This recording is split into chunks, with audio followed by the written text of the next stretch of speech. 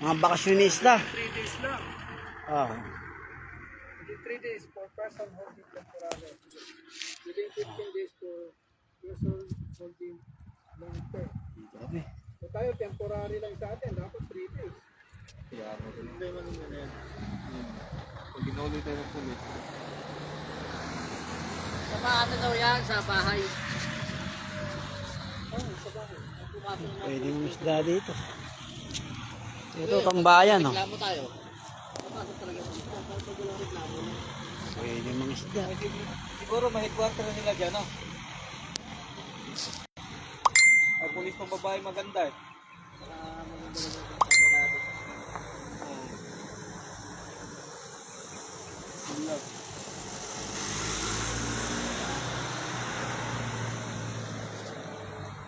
Saan lugar to?